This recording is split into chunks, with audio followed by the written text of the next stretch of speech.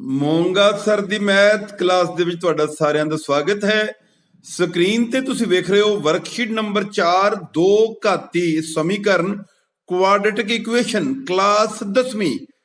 ਤਾਂ ਆਪਾਂ ਇਸ ਵੀਡੀਓ ਲੈਕਚਰ ਦੇ ਵਿੱਚ ਇਸ ਵਰਕਸ਼ੀਟ ਨਾਲ ਸੰਬੰਧਿਤ ਪ੍ਰਸ਼ਨਾਂ ਤੇ ਚਰਚਾ ਕਰਦੇ ਹਾਂ। ਕੁਐਸਚਨ ਨੰਬਰ 1, ਹੇਠਾਂ ਦਿੱਤੇ ਵਿੱਚੋਂ ਕਿਹੜੀ ਸਮੀਕਰਨ ਦੋ ਘਾਤੀ ਸਮੀਕਰਨ ਹੈ, ਯਾਨੀ ਕਿ which of the following given equation is quadratic equation. ਤਾਂ ਪਿਆਰੇ ਵਿਦਿਆਰਥੀਓ, ਦੋ ਘਾਤੀ ਸਮੀਕਰਨ ਦਾ ਮਤਲਬ ਕੀ ਹੈ ਕਿ ਇੱਕ ਐਸੀ ਸਮੀਕਰਨ ਜਿਸ ਵਿੱਚ ਚੱਲ ਦੀ ਸਾਨੂੰ ਵੱਡੀ ਤੋਂ ਵੱਡੀ ਘਾਤ 2 ਨਜ਼ਰ ਆਉਂਦੀ ਹੋਵੇ, 2 ਤੋਂ ਵੱਡੀ ਘਾਤ ਨਜ਼ਰ ਨਾ ਆਉਂਦੀ ਹੋਵੇ। ਤਾਂ ਇਸ ਵੇਲੇ ਜਿਹੜੀ ਸਾਡੇ ਕੋਲੇ ਇਹ ਭਾਗ ਹੈ ax ਦੀ 2, ਇਹਦੇ 'ਚ 2 ਘਾਤ ਨਜ਼ਰ ਆ ਰਹੀ ਹੈ ਚੱਲਦੀ, ਪਲੱਸ bx ਪਲੱਸ c ਬਰਾਬਰ 0। ਤਾਂ ਇਹ ਦੋ ਘਾਤੀ ਸਮੀਕਰਨ ਹੈ, ਯਾਨੀ ਕਿ ਇਹ ਦੋ ਘਾਤੀ ਸਮੀਕਰਨ ਦਾ ਵਿਆਪਕ ਰੂਪ ਹੈ। ਇਹਦੇ ਅਸੀਂ ਟਿਕ ਲਗਾ ਸਕਦੇ ਹਾਂ ਵੀ ਇਹ ਹੈ। ਜੇ ਹੁਣ ਇਹਦੀ ਗੱਲ ਕਰੀਏ ax ਪਲੱਸ b, ਇਹਦੇ ਵਿੱਚ ਜਿਹੜਾ ਚੱਲ ਹੈ ਉਹਦੇ ਉੱਤੇ ਘਾਤ 1 ਹੈ, ਯਾਨੀ ਕਿ ਇਹ ਰੇਖੀ ਸਮੀਕਰਨ ਦਾ ਵਿਆਪਕ ਰੂਪ ਹੈ। ਇਸ ਲਈ ਜਿਹੜਾ ਇਹ ਹੈ ਇਹ ਸਾਡਾ ਦੋ ਘਾਤੀ ਸਮੀਕਰਨ ਦਾ ਵਿਆਪਕ ਰੂਪ ਹੈ। ਇਸ ਨੂੰ ਅਸੀਂ ਦੋ ਘਾਤੀ ਸਮੀਕਰਨ ਆਖਾਂਗੇ।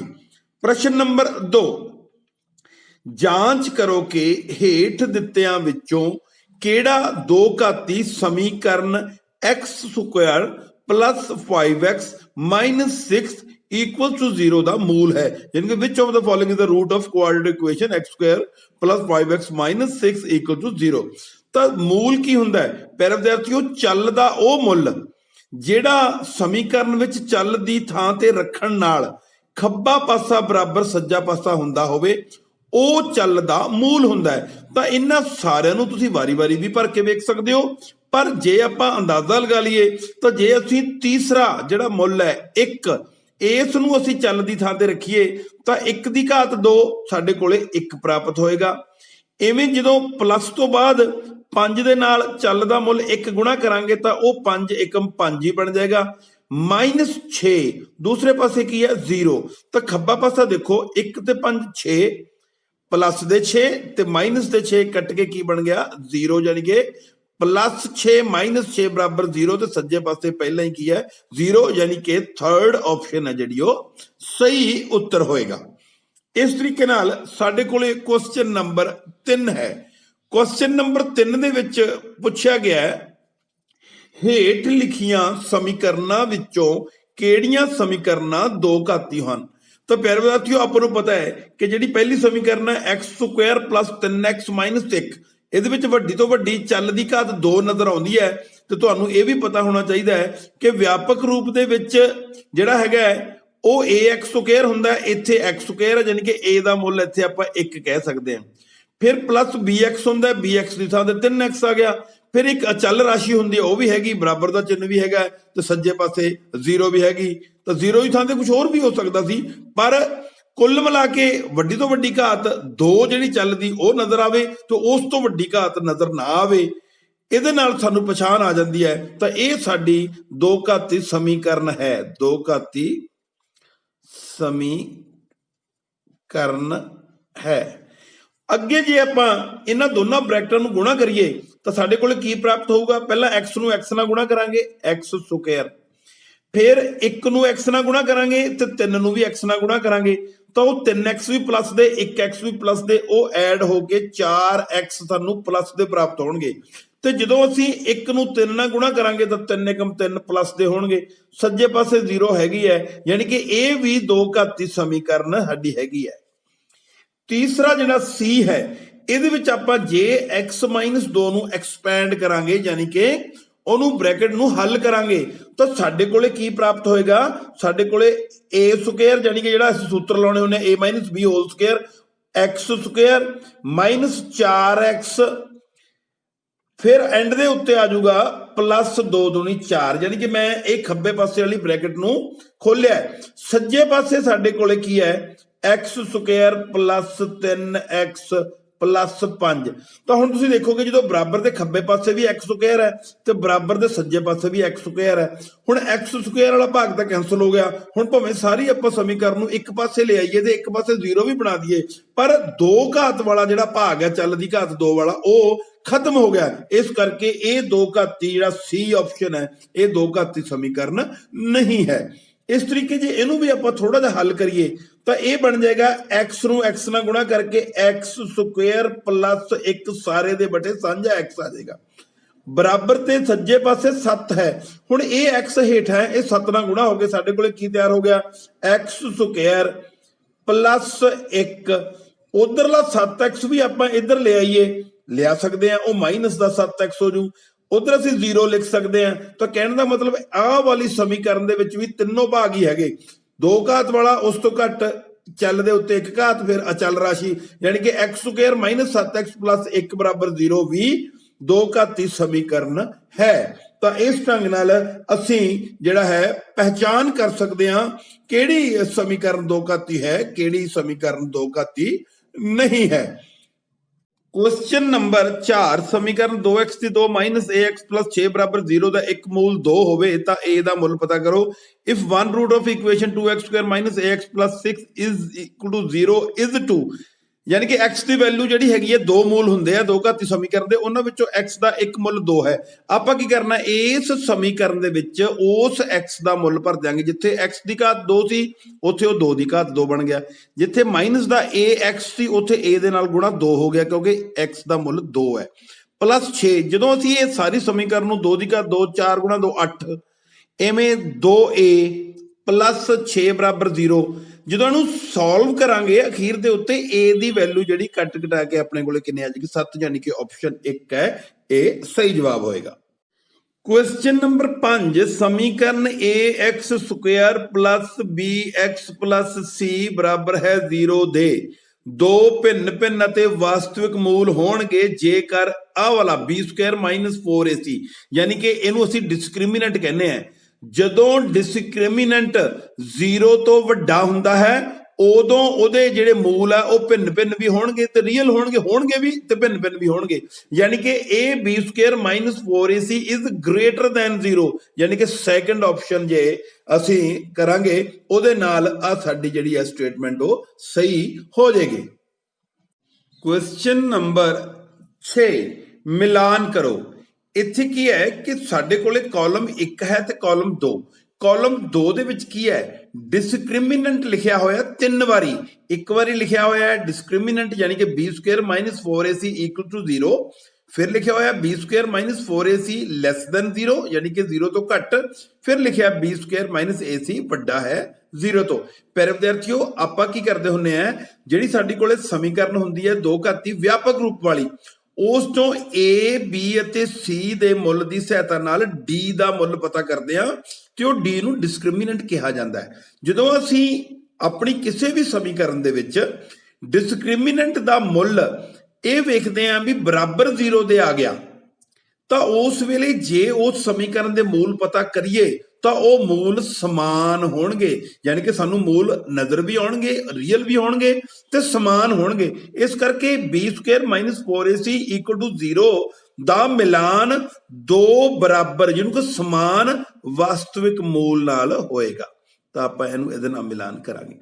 ਇਸੇ ਤਰੀਕੇ ਨਾਲ ਜੇ ਡਿਸਕ੍ਰਿਮੀਨੈਂਟ ਨੈਗੇਟਿਵ ਆ ਜਾਏ ਜਿਹਨੂੰ ਅਸੀਂ ਨੈਗੇਟਿਵ ਨੰਬਰ ਨੂੰ ਕਹਿੰਦੇ ਆ ਡਿਸਕ੍ਰਿਮੀਨੈਂਟ ਲੈਸ ਦੈਨ 0 ਹੋਵੇ ਉਸ ਵੇਲੇ ਉਸ ਸਮੀਕਰਨ ਦੇ ਮੂਲ ਨਿਕਲ ਹੀ ਨਹੀਂ ਸਕਦੇ, ਪਤਾ ਹੀ ਨਹੀਂ ਲੱਗ ਸਕਦੇ, ਆਪਾਂ ਉਹਨੂੰ ਕਹਿੰਦੇ ਆ ਨੋ ਰੂਟਸ ਜਾਂ ਕਹਾਂਗੇ ਮੂਲ ਵਾਸਤਵਿਕ ਨਹੀਂ ਹਨ। ਤੀਸਰੀ ਸਥਿਤੀ ਹੁੰਦੀ ਹੈ ਜਦੋਂ ਡਿਸਕ੍ਰਿਮੀਨੈਂਟ ਗ੍ਰੇਟਰ ਦੈਨ 0 ਯਾਨੀ ਕਿ ਡਿਸਕ੍ਰਿਮੀਨੈਂਟ ਦਾ ਮੁੱਲ ਪੋਜ਼ਿਟਿਵ ਆ ਜਾਏ, ਉਸ ਵੇਲੇ ਦੋ ਮੂਲ ਯਾਨੀ ਕਿ ਦੋ ਮੁੱਲ x ਦੇ ਚੱਲ ਦੇ ਦੋ ਮੁੱਲ ਵੀ ਪ੍ਰਾਪਤ ਹੋਣਗੇ ਤੇ ਦੋਨੇ ਵੱਖਰੇ ਵੱਖਰੇ ਹੋਣਗੇ। ਉਸ ਵੇਲੇ ਅਸੀਂ ਕਵਾਂਗੇ कि दो भिन्न भिन्न वास्तविक मूल है, यानी कि एक दा मिलान 3 नाल, दो दा मिलान सज्जे पासे 1 नाल ते 1 नंबर कॉलम दे 3 दा मिलान जिहड़ा हैगा वो 2 नंबर कॉलम दे दूजे नाल है b square minus lace than 0। तो इस ढंग नाल असीं अंग्रेजी वाला जिहड़ा साडा भाग है ਉਹਦੇ ਵਿੱਚ ਵੀ ਮਿਲਾਨ ਕੀਤਾ ਹੋਇਆ ਤੁਸੀਂ ਇਹਨੂੰ ਵੇਖ ਸਕਦੇ ਹੋ ਤੇ याद रखना इस नूं ही मूलां दी प्रकृति कहा जाता है। क्वेश्चन नंबर 7 मूलां दी प्रकृति पता करो, फाइंड नेचर ऑफ रूट। प्यारे विद्यार्थियों इत्थे हुण इन जनरल इक्वेशन नहीं है, एक इक्वेशन दिती है सानू x square plus 5x plus 6। आपां इत्थे एक्स स्क्वायर दे अगे 1 लिख के ਅਸੀਂ ਇਹਦੀ ਵਿਆਪਕ ਰੂਪ ਦੀ ਜਿਹੜੀ ਦੋ ਘਾਤੀ ਸਮੀਕਰਨ ਹੈ ax square plus bx plus c ਨਾਲ ਤੁਲਨਾ ਕਰਾਂਗੇ ਤਾਂ x ਸਕੁਅਰ ਦਾ ਗੁਣਾਂਕ ਇੱਥੇ a ਹੈ, ਪਰ ਸਾਡੀ ਸਟੇਟਮੈਂਟ ਵਿੱਚ x ਸਕੁਅਰ ਦਾ ਗੁਣਾਂਕ 1 ਹੈ। ਸਾਨੂੰ a ਦੀ ਵੈਲਿਊ ਪਤਾ ਲੱਗ ਗਈ।